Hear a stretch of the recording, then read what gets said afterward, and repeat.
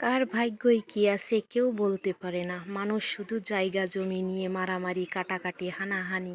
মৃত্যুর পর কি হবে কেউ কি একবার ভেবে দেখেছে যে 3.5 হাত জায়গা পাবে, সঙ্গে 2-1 টুকরো কাফনের কাপড়? এত মারামারি, হানাহানি, কাটাকাটি কিছুই থাকবে না মৃত্যুর পর, শুধুই ওই 3.5 হাত জায়গা। কেউ কি একবার ভাবে?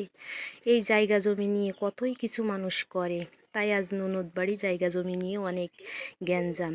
তাই সরকারি আমিন আসছে, গ্রামের চেয়ারম্যান মেম্বার আসছে, সবার জন্য আজকে আমার রান্না করার দাওয়াত। ননদ বাড়ি প্রায় 20-25 জন মানুষের রান্না করতে হবে। তাই 3 দিন আগে আমাকে দাওয়াত দিছে, তাই আমি সে জায়গায় যাচ্ছি। ননদ বাড়ির দুয়ারে চলে গেছি, গেটের ভিতর চলে আসছি। এই যে ননদ বাড়ি, ননদের বিল্ডিং নিয়ে কাজ চলছে।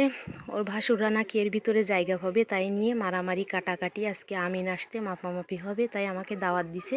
তাই আমি রান্না করতে এসেছি। রান্নার সব কিছু জোগাড় যন্ত্র, এই জায়গায় ডিম আছে, গরুর মাংস আছে, দেশি কই মাছ আছে, মুরগি আছে। এগুলো আমার আজকে রান্না করতে হবে, তাই আমি চলে আসলাম রান্নাঘরে। মশলাপাতি সব কিছু গোছানো হয়ে গেছে। আমি প্রথমেই মাংসগুলো এই যে কেটে কুটে পরিষ্কার করে দিয়ে নেওয়া হয়েছে সব কিছু। ডিমগুলো পরিষ্কার করে বেছে ধুয়ে নিয়েছি।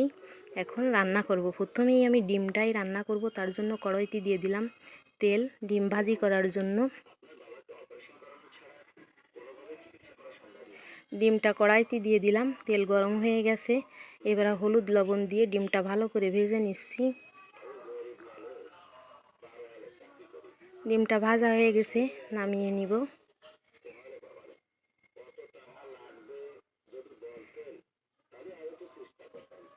বন্ধুরা কারোর বাড়ি যদি আমাকে দাওয়াত দেবে, তাহলে আমাকে আগের থেকেই বলবে, আমি রান্না করেই খেয়ে আসবো। আমি রান্না করতে অনেক পছন্দ করি। রান্না একটা শিল্প। নিজের ঘরের ভালোবাসার মানুষের জন্য রান্না করে মানুষ ভালোবেসে, সব কিছু আদর স্নেহ ভালোবাসাই দিয়েই রান্না করে। তাই আমি আজকে রান্না করছি। যেহেতু গ্রামের চেয়ারম্যান মেম্বার, আবার সরকারি আমিন, গ্রামের গণ্যমান্য ব্যক্তি সবাই খাবে, এই জন্যই আমি রান্না করছি। রান্নাটা অনেক মনোযোগ দিয়েই রান্না করতে হবে, যেহেতু খেয়ে যাতে সবাই ভালো বলে। এর ভিতরে কথা বলতে বলতে আমার ডিমটা রান্না হয়ে গেছে, ডিমটা নামিয়ে নিচ্ছি। এবার আমি রান্না করব মাছ। অনেকগুলো মাছ ভাজি করতে হবে। তার ভিতরে আবার বলছে ওনাকে নাকি চা জ্বালিয়ে দিতে হবে। চাটা গরম করে দিলাম। ননদের মেয়ে তাদের চা বিস্কুট পান দিয়া গুছাচ্ছে, দিয়ে চাটা জ্বালিয়ে আমি দিয়ে চলে আসছি। এখন আমি মাছগুলো ভেজে নিচ্ছি। এই দেখো, এদের জন্য আমি আজকে রান্নাবান্না করব। ঘর ভরা মানুষ। এই যে আমার কই মাছটাও ভাজা হয়ে গেছে। মশলাগুলো ভেজে নিচ্ছি। দিয়ে দিচ্ছি পেঁয়াজ, মশলা বাটা, গোটা মশলা দিয়ে দিলাম, লঙ্কার গুঁড়ো, হলুদের গুঁড়ো, লবণ। এখন দিয়ে দিলাম ভাজা মাছগুলো ভেজে ভালো করে মশলার সাথে মিশিয়ে দিয়ে দিছি ঝোলটা ফুটে গেছে। আমার মাছটাও রান্না হয়ে গেছে। দেখো মাছটার কালার কত সুন্দর। মাছগুলো মিটি মিটি করে দেখছে মনে হচ্ছে।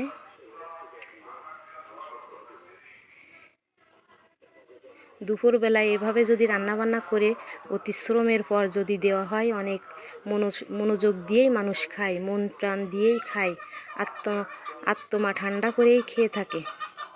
এবার তুলে দিছি আমি মুরগির মাংসটা ভেজে রান্না করব। তার হলো না, হলুদ লবণ দিয়ে তেলের পরে দিছি, দেওয়ার পরে দেখছি পানি গলছে। মুরগির মাংসটা ভাজার আগে আমরা কুটে কাটে পরিষ্কার করে একটা জালিতে যদি রেখে দিই, তারপরে লবণ হলুদ দিয়ে ভাজলেই সেই মাংসটা ভাজতে অনেক ভালো হয়। কিন্তু এই মাংসটা ঝরা দেওয়া হয়নি, অনেক কাজকামের ভিতরে সেইভাবে রান্না হয়ে গেছে। আমার মুরগির মাংসটা নামিয়ে নিছি। এবার গরুর মাংস তুলে দেব।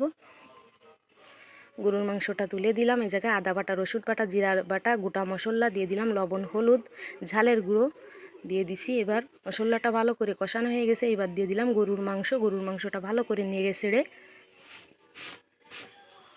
কষিয়ে নিচ্ছি। এবার দিলাম কিছু শুকনো মরিচ চিড়ে, কিছু শুকনো মরিচ ফাল করে দিয়ে দিলাম। গরুর মাংসের ভিতর আমি কয়েকটি আলু দিব, এই জন্য আলুটাও দিয়ে দিলাম।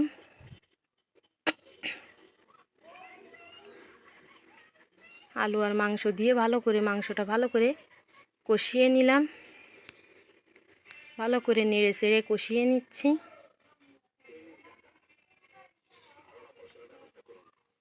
এইভাবে যদি রান্না করে কোনো মানুষকে খাওয়ানো হয় তাহলে আপনার রান্নার স্বাদ কখনো সে ভুলতে পারবে না। আমার এর ভিতরে আর একটা কাজ বাকি ছিল, আমি মাংসটা হয়ে গেছে প্রায় নামিয়ে নিলাম। এবার একটু পেঁয়াজ বেরেস্তা করে মাংসের উপর দিয়ে দিছি, যাতে মাংসে আরও স্বাদটা যেন বেশি হয়। আমার এই রান্নাটাও প্রায় শেষ, আমার মাংস আলু খুব সুন্দর করে গলে গেছে, নামিয়ে নিলাম। এবার দিয়ে দেব এর উপরে ভাজা জিরের গুঁড়ি। বন্ধুরা, আমার রান্না বাড়া, আজকের রান্না বাড়া যদি তোমাদের কাছে ভালো লাগে লাইক কমেন্ট শেয়ার করে দিও, হাতে সময় থাকলে একটা সাবস্ক্রাইব করে দিও। আমার এই সব মাংসের সব রান্নাবান্নার উপরে ভাজা জিরের গুঁড়ি দিলাম। আজকে অগোছালায় রান্নাবান্না করলাম ননদের রান্নাঘরে, ততটা গোছানো গাছানো ছিল না, কেউ কিছু মনে করো না। এই দেখো আমার সব কিছু এক জায়গায়। আর ক্যামেরার আড়ালে আমি এই গরমের দিনে তেঁতুলের টক দিয়ে ডাল রান্না করেছি। এই দেখো আমি গুছাই দিচ্ছি, ননদের মেয়ে সবাইকে খেতে দিচ্ছে, বাড়ির বাচ্চারাও ছিল তাদেরকেও খেতে দেওয়া হলো।